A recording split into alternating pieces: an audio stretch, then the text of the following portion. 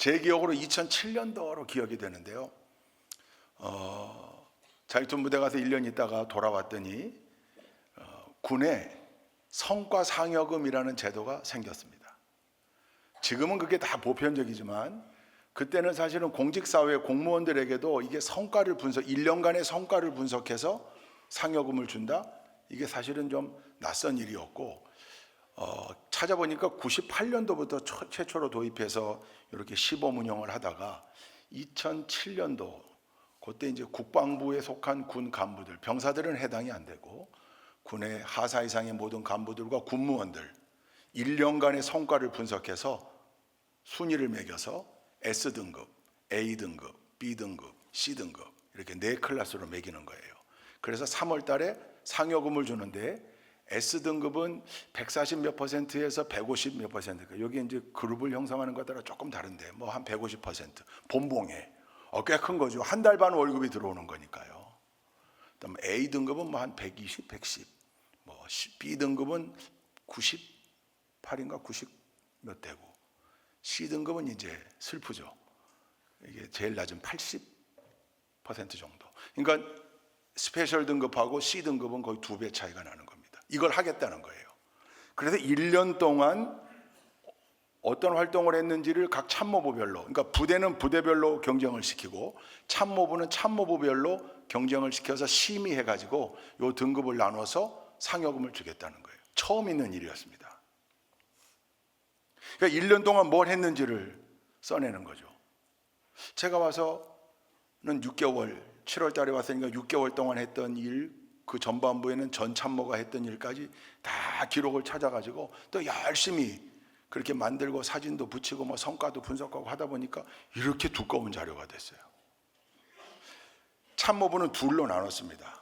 저 정보참모, 인사참모, 작전참모, 군수참모, 교훈참모, 요 일반 참모부는 일반 참모들대로 경쟁을 시키고 여기 뭐 정훈, 경리, 감찰, 군중, 법무, 여기는 특별참모부는 특별참모부대로. 근데 그래도 이게 하는 일이 다 다른데 똑같은 일 속에 뭐 회사 같으면 그래프로 다 모든 게 실적이 데이터화되어 나타날 텐데 우리가 하는 일들은 그렇게 성과를 분석하기는 쉽지 않거든요. 또 동일한 일로 이렇게 경쟁 붙이기가 쉽지 않지만 그러나 그렇게 하라는 거예요. 그래서 그걸 잘 써서 냈어요. 심의위원장이 누구냐면 참모장입니다. 그때 새로운 참모장이 우리 교회 안수 집사님이에요.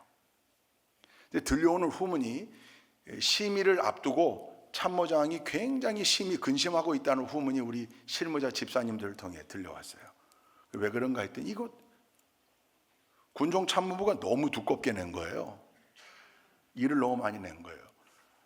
특별 참모부 중에 그 분석 고 자기가 개인적인 판단으로 쭉 보니까 자료 낸 것만 가지고는 이거 군종 1등 줘야 될 것 같은데 야, 군종 참모부는 인원도 적고 그 다른 참모부들 인원도 많고 한데 또 처음 주는 일인데 자기가 안수 집사고 군종 참모는 담임 목사인데 일종의 이게 또 이해관계, 물론 심의위원회를 거치지만 야, 이거 어떻게 하나 고민하고 있다는 거예요. 제가 차 마시러 갔죠. 차 한잔 마시면서 집사님 처음 있는 일인데 그 심의 앞두고 고심 중이시라면서 그랬더니 뭐 목사님 원칙대로 하면 되죠 뭐. 아니요, 특별 참모부는 그냥 우리 군종 참모부는 깔아주십시오. 저희가 밑에서 바치겠습니다. C등급을 자처했어요. 그랬더니 안수 집사님이 화색이 돌면서 목사님 그래도 됩니까? 빈정상하게. 예. 그래서 한 번이라도 좀 만류하지. 그래서 예, 그래도 됩니다. 이거 뭐 보니까 좀 예민하더라고요. 예민했어요. 왜냐하면 우리 교회 안에 열심으로 섬기는 핵심 여집사님들 사이에서도 이 내용이 전해지니까 1등과 꼴등이 2배 차이가 나네? 그러면 우리 남편이 있는 작전참모부가 1등이지? 무슨 소리야? 정보참모부가 얼마나 고생했는데 작년 1년 동안. 야, 인사참모부가 작년 1년 동안 한 거 자기들끼리도 막. 근데 그게 단순한 이야기가 아니라 이게 돈이 결부돼 있으니까 거기에 미묘한, 그런데다가 교회 안에서만이 아니라 군인 아파트는 다 모여 살잖아요. 야, 하여튼 다 모여 사니까 좋은 점 있지만 나쁜 점은 와글와글. 뭐만 터지면 와글와글 개구리 우는 것처럼. 그래서 제가 그랬어요. 집사님들 모아놓고 집사님들 스탑! 성과상여금 가지고 절대로 불평하지 마라. 군인 아파트에서 여러 사람들이 얘기하는데, 아니 우리 교회 다니는 믿음의 사람들은 뭐가 좀 달라야지. 거기 같이 부안회동 해가지고 막 불평하고 불만하고, 그리고 아직 결정도 안 됐는데 입 닫아라. 그 누구도 그 불평에 동참하는 게 내게 보이면 내가 가만히 있지 않겠다. 우리는 어떤 모드를 취하는가? 야, 없던 건데 생겼으니 얼마나 좋아. 아니 80%라도 받는 거 아니야, 추가로. 감사하다. 그 마음을 가져라. 그리고 난 이미 확정됐다, 80%가. 내가 밑에 깔았기 때문에. 그러니까 내 앞에서 그 얘기하지 마라. 그렇게 지도했던 적이 있어요. 근데 그 즈음에 소식이 들려옵니다. 우리는 그래 봐야 그게 뭐 100만 원 차이, 200만 원 차이, 물론 큰 차이죠. 근데 들려오는데 그때 그 해에 삼성전자가 전 직원들, 말단 직원들에게도 최하 4,500만 원인가 성과상여금을 줬다는 거예요.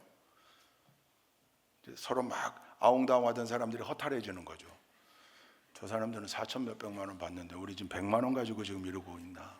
그때 제 고향에 있는 단양의 시멘트 공장에 다니는 제 동기들이 3천만 원 상여금을 받았더라고요. 이야, 좋은 일인 거죠. 지난주에 누가 제게 그 뉴스 한 토막을 카톡으로 보내왔어요. 근데 그 뉴스 한 장면을 스크린샷처럼 해가지고 보냈는데 이거예요.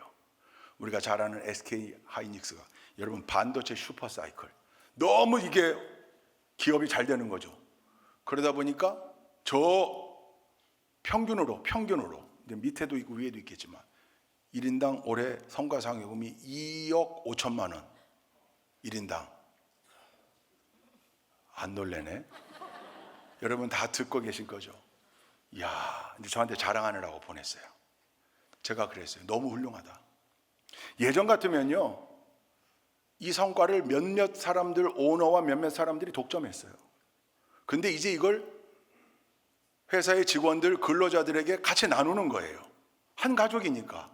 그리고 그렇게 해야 기업도 더 잘 되는 거고, 또 그 성과, 그걸로 세금 많이 내는 것보다 근로자들의 삶의 질을 높이는데 여러분 얼마나 동기부여가 되겠어요.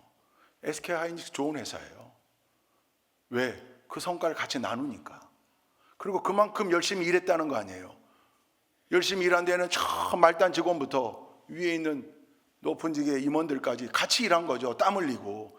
그걸 함께 나누는 거니까. 그래서 여러분 바라기는 SK 하이닉스뿐만 아니라 우리 교회 성도님들이 여기 오창 쪽에 이런 그 공단에 많은 기업들이 있잖아요. 거기 다니는 분들 많아요.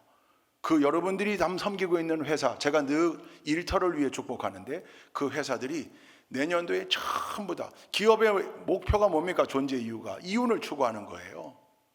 열심히 일해가지고 모든 직원이 혼연일체가 돼서 열심히 일해서 더 큰 걸 남겨가지고 그걸 모든 직원들, 우리 성도님들도 다 나누어 갖는 그 복된 기업이 될 수 있기를 주님의 이름으로 축원드립니다.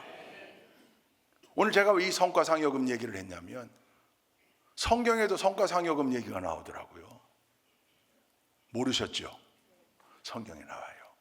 근데 성경에 상여금은 안 나오고요. 그 상여금은 우리가 위에 올라가서 천국에서 상여금보다 훨씬 더 큰 상급으로 받을 거고요. 성과에 해당되는 단어가 뭔가? 성경에 쓰인 몇 개의 단어들 가운데 가장 적합한 단어가 열매라고 하는 단어입니다. 열매. 오늘 우리가 읽은 누가복음 13장, 요한복음 15장, 이거 외에도 열매라는 단어가 등장하는 여러 본문이 있어요.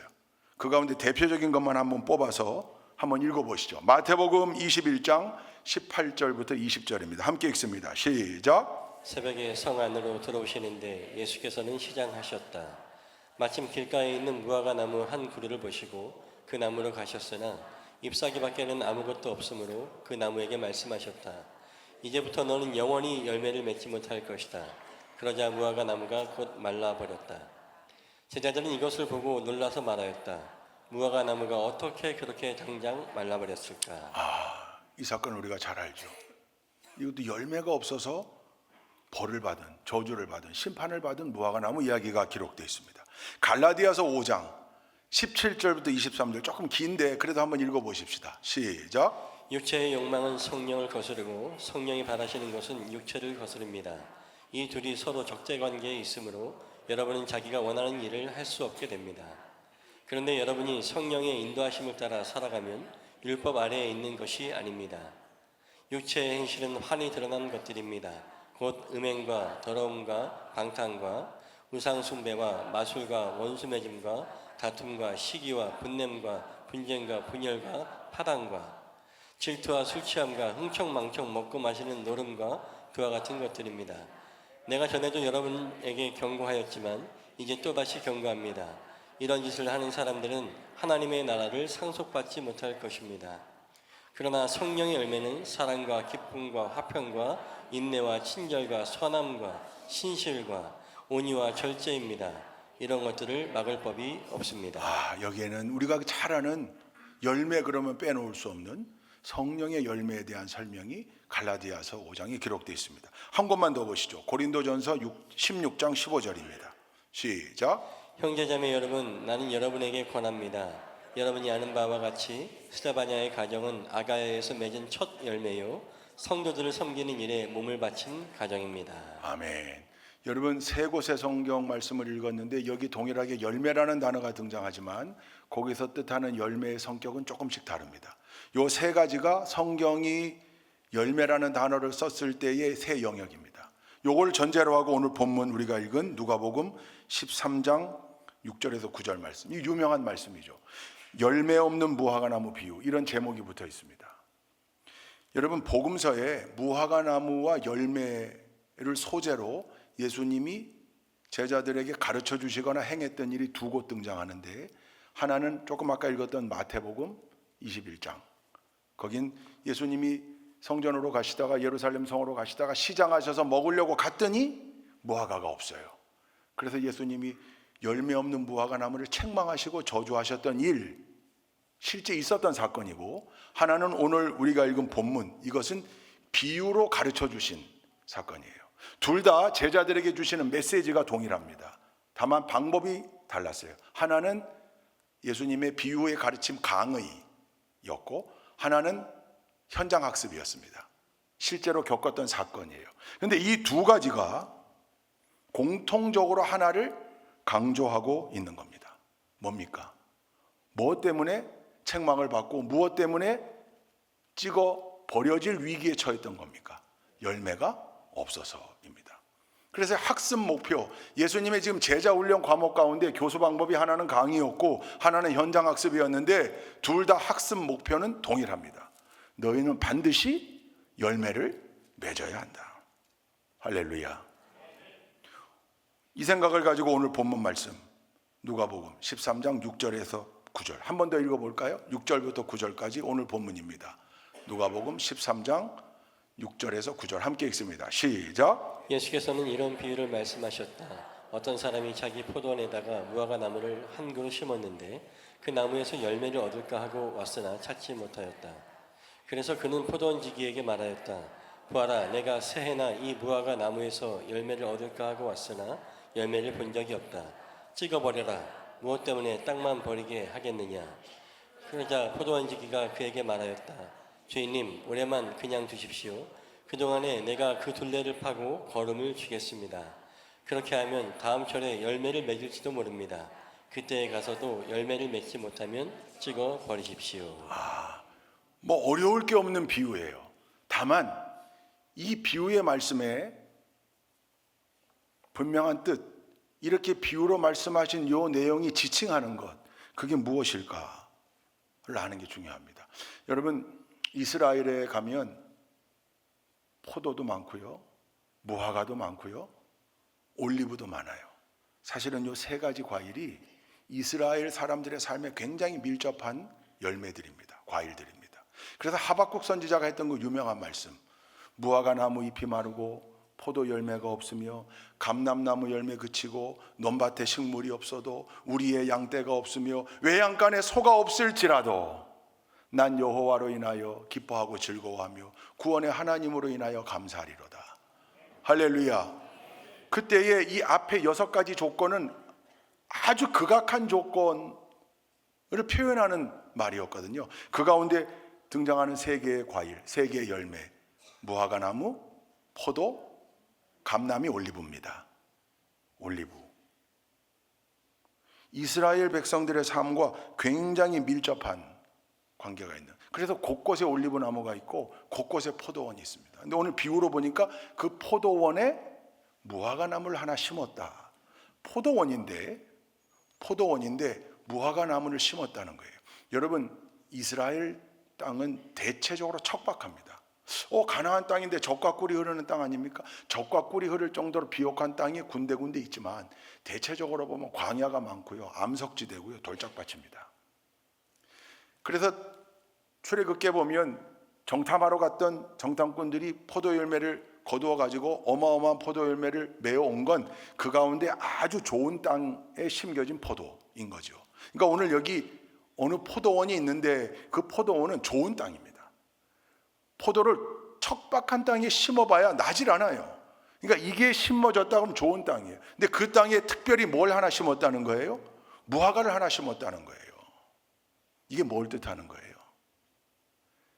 여러분, 이 포도원이 뜻하는 것, 그건 이스라엘 민족입니다. 이스라엘 민족. 이스라엘 민족이 왜 좋은 땅, 비옥한 땅일까?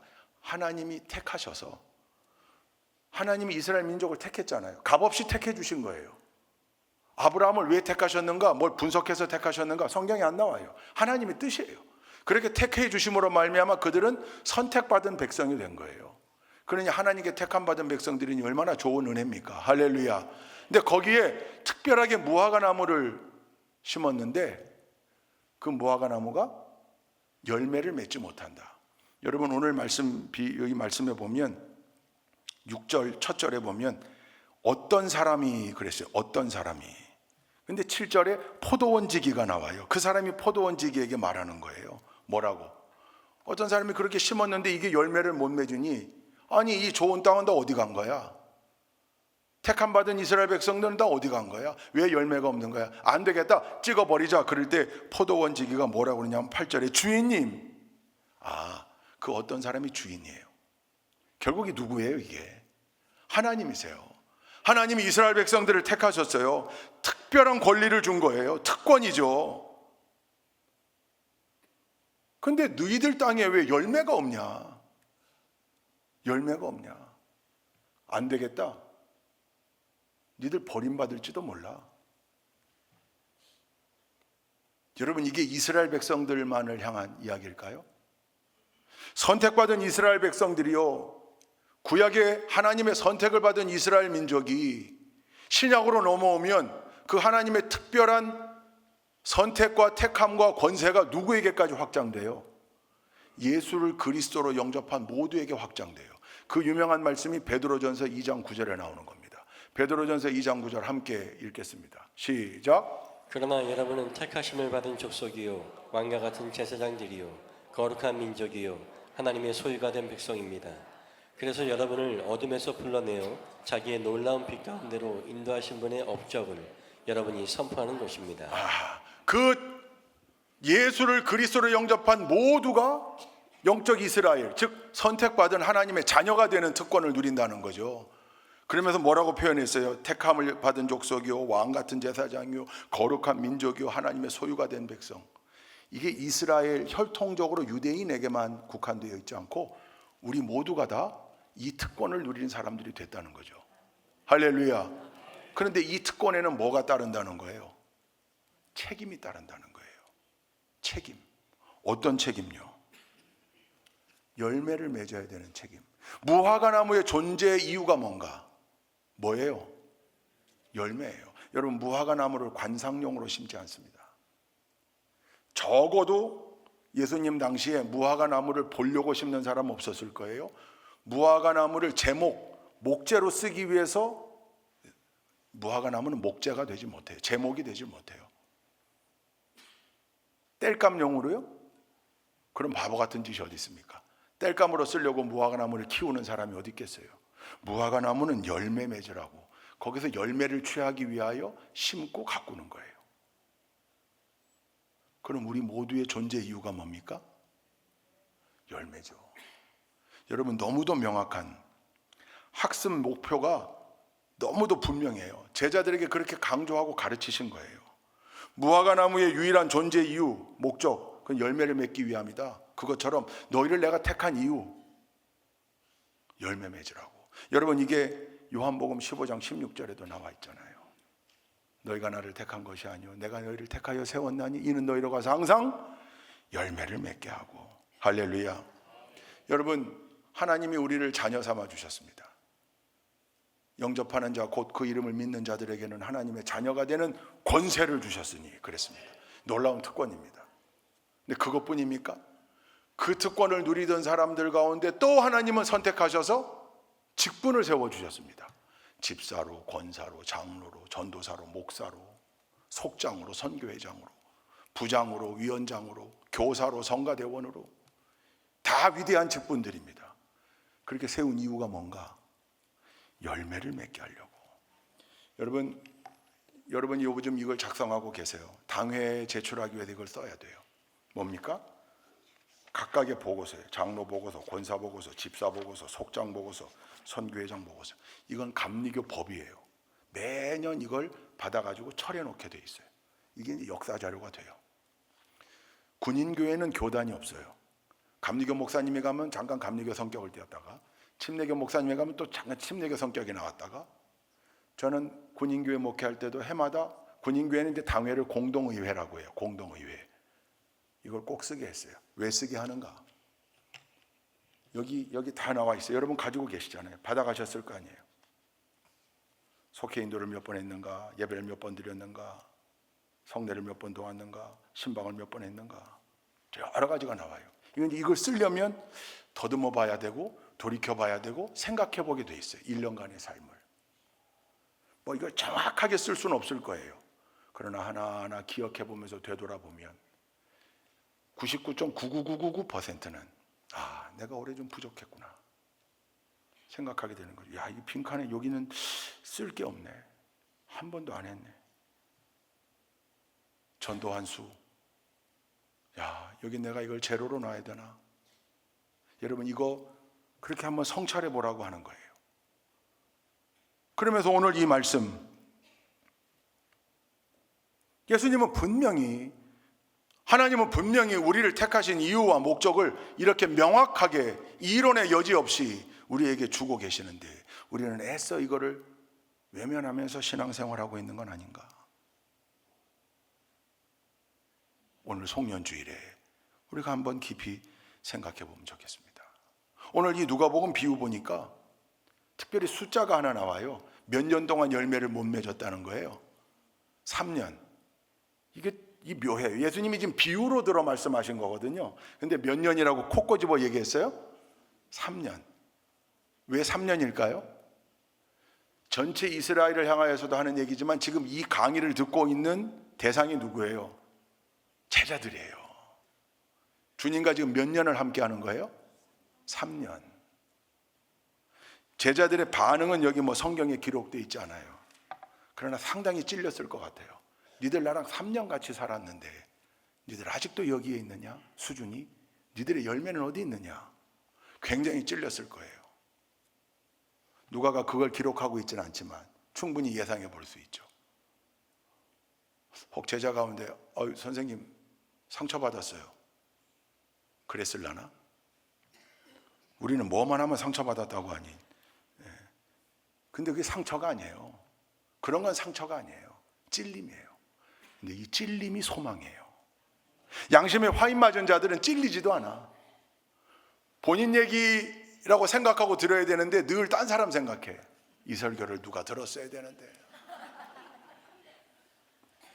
그러나 신앙 양심이 살아있는 사람들은요, 말씀이 들어가면 늘 첫 번째 반응이 찔림이 있는 거예요. 근데 그 찔림이 은혜가 되고 찔림이 결단이 되고 찔림이 소망이 되는 거예요. 그래서 위대한 설교는요, 찌르는 설교예요. 심령을 찌르는 설교. 그냥 맨날 하하호호 축복 평안. 한국교회 강단의 야성이 무너져서 한국교회 성도들이 그저 크리스찬이 아니라 철치 고고로 살고 있다는 뼈아픈 지적을 목사들이 새겨야 되는 거죠. 오늘 이 말씀, 예수님이 너무도 명확하게 하신 말씀, 이 열매,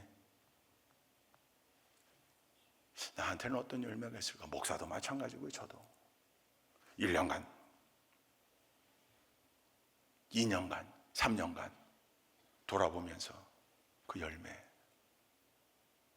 여러분, 오늘 송년주일에 특별히 이 말씀을 전하게 하신 이유가 있을 거예요. 우리 모두에게 이 열매를 향한 갈망이 있어야 할 줄로 믿습니다. 이 열매가 뭘 말하는 건가?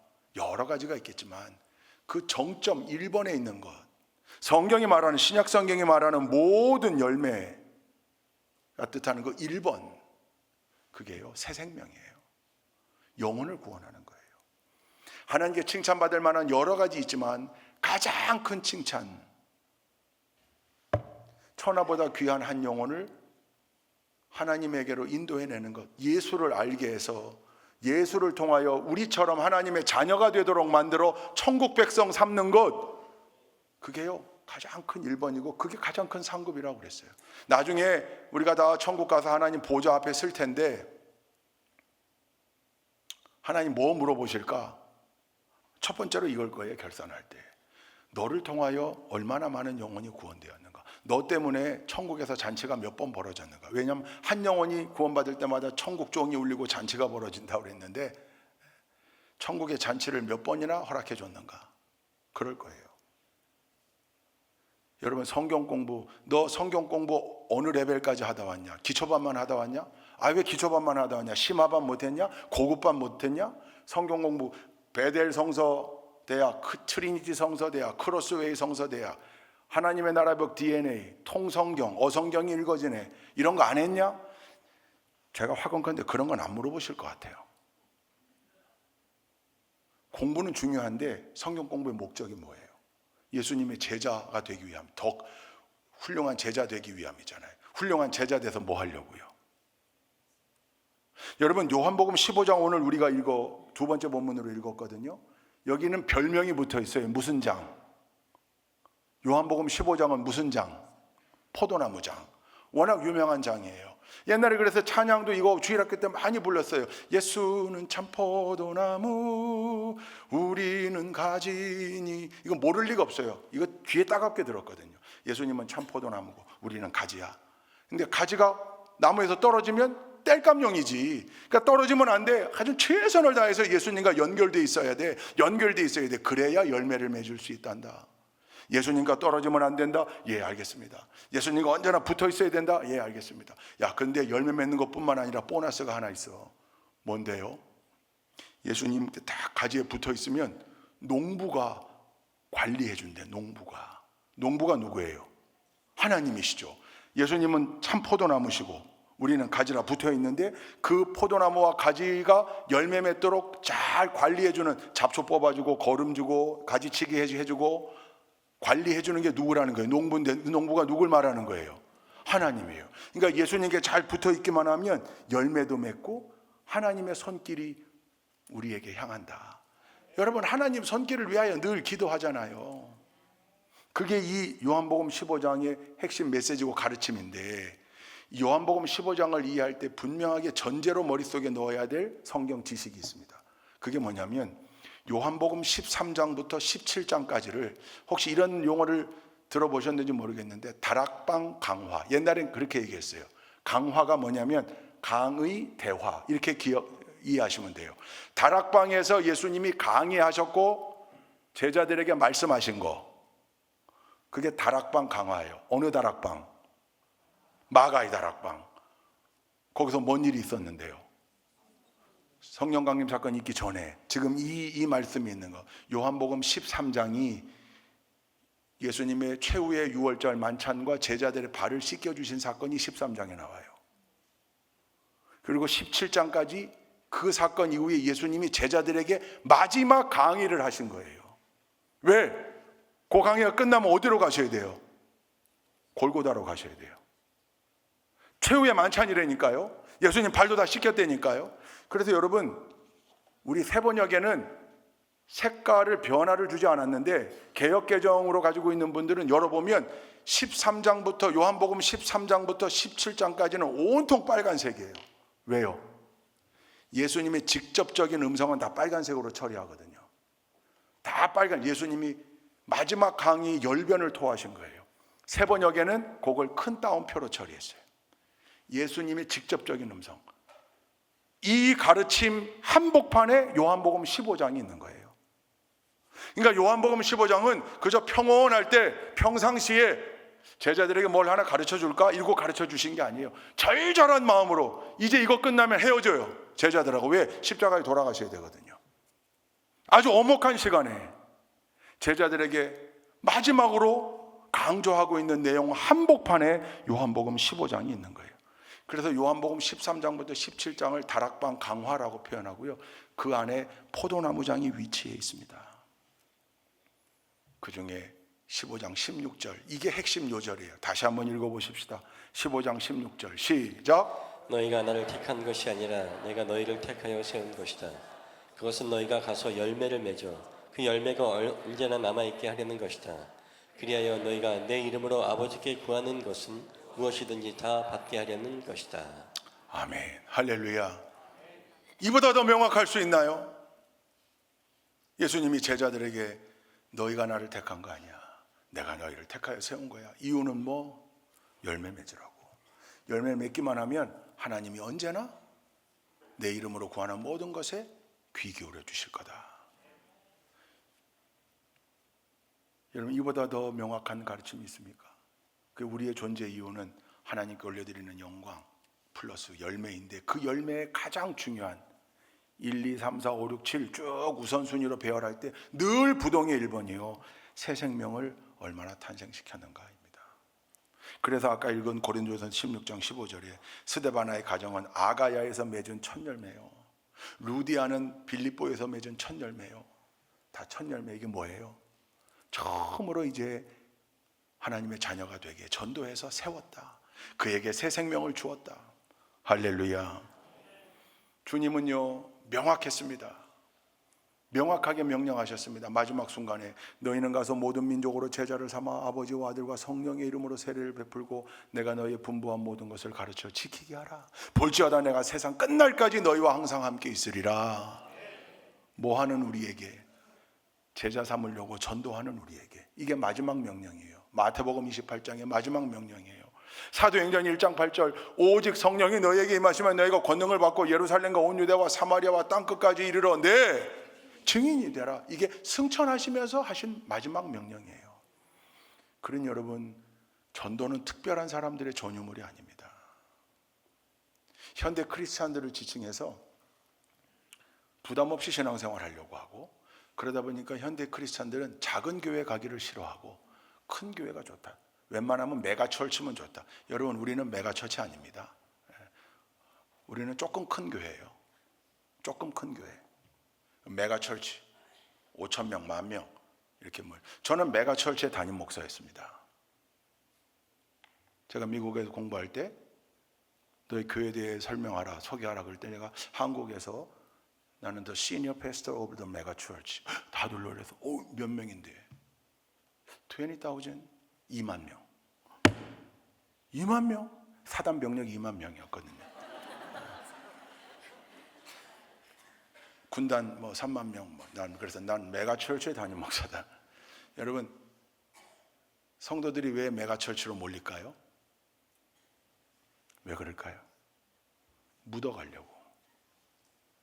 부담 없잖아요. 묻어가려고. 그냥 묻어가는 거예요. 묻어가면 편하죠. 당장은 편하죠. 그러나 그 신앙의 본래의 목적과 우리의 존재 이유를 망각한 거죠.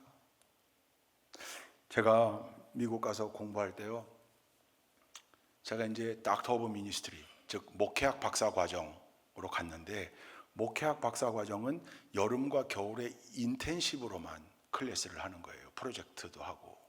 그러다 보니까 이민국에 I-20 F1 학생 비자를 받기 위해서는 대학에서 I-20를 발급받아야 되는데, 발급받는 확인증이 있는데 이거를 못 해주게 되는, 원칙적으로 풀타임 학생이어야 되는 거예요. 그때 제가 공부했던 워싱턴 DC의 그 데이빗 총장, 데이빗 맥칼리스터 윌슨, 참 멋있어요. 언젠가 한번 우리 교회 오실 수 있을 거예요. 그분이 저를 위해서 특별히 배려해 주셨어요. 제가 이제 채플린이고 소령이니까 특별히 우리 동맹국의 군대에서 채플린으로 일하는 우리 목사에게 좀 배려해 주자. 그래서 교수회의를 통해서 여름과 겨울방학엔 닥터 디그리 공부를 그대로 하고 봄과 가을 정규학기에 풀타임 학생으로 공부할 수 있게 마스터 과정, 석사 과정의 세미나 수업을 들을 수 있도록 등록을 받아준 거예요. 근데 문제는 너무 감사한, 그러니까 1년에 4학기를 한 거예요. 그러니까 제가 투이션 등록금을 4번을 냈어요. 근데 어차피 해야 되는 거니까 그건 관계없어요. 조금 부담은 됐어도. 근데 문제는 그 마스터 과정은요, 한 클래스에 한 20명 돼요. 세미나를 하고 한 사람씩 돌아가면서 주제를 맡아가지고 그 정해진 날 발제하고 그 수업을 이끌고 가는 대학원 수업이니까. 그러니까 제가 맡은 주만 잘 준비하면 돼요. 나머지는 묻어가면 돼요. 그냥 앉아서 이제 질문하는 위치에 있는 거죠. 또 잠깐 딴 생각해도 뭐 전혀 문제가 없어요. 문제는 이렇게만 하면 마스터 과정, 석사 과정이니까 여기 플러스 2과목씩 교수를 붙여서 디렉티드 스터디를 하게 해놓은 거예요. 1대1 수업이에요. 1대1 수업. 매주 2분의 교수님을 각각 만나서 2시간 반씩 1대1 수업을 하는 거예요. 묻어갈 수가 없어요. 교수님이 말 안 하면 내가 말해야 돼요. 내가 말 안 하면 교수님이 말해야 돼요. 그러니까 늘 그 챕터를 다 읽어야 되고 이해해야 되고 질문할 걸 가져가야 되고 답할 준비를 해가야 되는 거예요. 죄송합니다. 속된 말로 미치고 환장하겠는 거예요. 대학원 마스터 과정은 그냥 가서 그 자리에 앉아 있으면서 부담 없이 듣고 부담 없이. 근데 이거는 제가 어느 날 돌아와서 우리 집사람한테 내가 왜 멍청하게 이런 과정을 하겠다고 했는지 너무 신경이 쓰이고 힘들고 쉬는 시간도 없고 늘 빡빡하게 준비해야 되고 저녁에 오면 그냥 막 쓰러져 자는 거죠. 우리 집사람이 처음엔 몰랐대 왜 그랬는지. 근데 본인이 이제 나중에 공부해보고 똑같은 남의 나라 말로 공부하고 알아들으려니까 너무 집중을 해가지고 진이 빠지는 거예요. 진이. 그러니까 집에 오면 그냥 너무 힘들었죠. 근데 끝나고 나니까 지금 세미나 과목 때 뭐 공부했는지 잘 안 남아있어요. 근데 그 디렉티드 스터디 하면서 봄학기에 2분의 교수님과 가을학기에 2분의 교수님과 함께 책을 읽고 나누고 이야기하고 배웠던 그게 엄청난 자양분이 돼 있어요. 영어 실력에도 엄청난 도움이 됐고 묻어가는 건 편해요. 근데 묻어만 가면 축복도 묻기만 할 거예요. 축복이 와야 되는데 축복의 흔적이 이렇게 살짝 묻고 지나가는 거 그거 원하십니까? 그거 원하시는 분이 어디 있겠어요? 힘들고 어렵지만 그 일을 온전히 감당할 때 거기에 놀라운 역사가 거두어지는 겁니다. 집사직분 중한 거예요. 집사는 그냥 맨 꼬랩이야. 아니요. 보고서를 한번 읽어보세요. 보고서 여기 항목을 보세요. 뭘 요구하고 있는지. 권사? 이건 말할 것도 없어요. 권사는요 교회 핵심 허리예요. 권사는 권면한다는 뜻이에요. 권면하는 사람. 이그조트 스튜어드. 권사. 권하는 사람. 뭘 권해요? 예배를 권하고 기도를 권하고 찬양을 권하고 헌신을 권하고 전도를 권하고. 생각해 보세요. 권하려면 전제가 있어요. 뭐가? 내가 이미 하고 있어야 돼요. 아니 내가 하고 있어야 권면이 되지. 내가 못하는데 어떻게 권할 수 있어요? 매우 무거운 일입니다. 그런데 그걸 우리에게 요구하는 거예요. 하나님께서, 예수님께서 내가 너희들 부른 이유 복잡할 거 없어. 명확해. 열매 맺으라고 택했다. 할렐루야. 여러분 이 열매가 우리 좋은 교회에 언제나 넘쳐나기를. 전도의 열매서부터 시작해서 새생명의 열매부터 시작해서 그 밑으로 우리가 행하는 모든 일에 풍성한 열매를 거두어 하나님께 영광 돌리는 우리 교회가 되기를 주님의 이름으로 축원드립니다. 한 가지 이 성격과 조금 다른 열매가 하나 등장했어요. 그게 아까 읽은 갈라디아서 5장의 9가지 성령의 열매예요. 이걸 이제 개역 개정 버전으로 주로 외우죠. 9가지 열매 한번 해볼까요? 사랑, 희락, 화평, 오래 참음, 자비, 양선, 충성, 온유, 절제. 갈라디아서 5장 22절을 띄워봐 주세요. 저 말씀 한번 읽어보십시다. 시작. 그러나 성령의 열매는 사랑과 기쁨과 화평과 인내와 친절과 선함과 예, 여기까지만. 저 22절에 성령의 열매 이 단어가 나오잖아요. 이 단어에 해당하는 헬라어 원문에 보면 저 성령의 열매를 복수로 쓰지 않았어요. 단수로 썼어요. 그리고 9가지 열매를 얘기해요. 그 말은 성령의 열매는 하나예요. 그런데 9가지 특성으로 나타나는 거예요. 사랑으로 나타나고, 희락으로 나타나고, 화평으로 나타나고, 인내로 나타나고, 그렇게 나타나는. 그럼 그 하나의 성령의 열매는 누구로부터 오는 거예요? 예, 하나님, 성령님, 예수님, 예수 그리스도. 그게 즉 예수를 그리스도로 영접하여 성령을 모시고 산다면 9가지의 특성의 삶이 보일 수밖에 없다. 그거예요. 근데 우리는 부족해서 때로는 좀 넘어지기도 하고 어려운 모습이 보이지만 그래도 9가지 중에 하나는 무조건 나타나야 되는 거겠죠. 사랑이 나타나든 오래 참음이 나타나든 뭐가 나타나든 그게 열매예요. 아, 성령께서 우리 안에 내주해 계시니 이 열매가 반드시 타인들에게 보여지고 타인들이 그 열매를 보고 야, 그 열매가 뭘까? 부럽다. 야, 네가 이 어려운 상황에서도 소망을 놓지 않고 꿋꿋하게 버티고 있는 힘이 어디서 나오는가 나는 궁금하다. 야, 이런 상황에서도 늘 사랑으로 품고 그저 허허 용납해주는 그 인격의 향기가 어디에 기인해 있는지 알아보고 싶다. 여러분, 이런 열매가 우리에게 있어야 하지 않겠습니까? 이 2가지 성격의 열매가 우리 좋은 교회 올해뿐만 아니라 이제 내년에 더 풍성하게, 후년에도 풍성하게, 그래서 언제나 열매가 넘침으로 우리를 자녀 삼아 주신 하나님의 목적에 부합된 삶을 살아가는 우리 좋은 교회 모든 성도님들이 다 되실 수 있기를 주님의 이름으로 축원드립니다.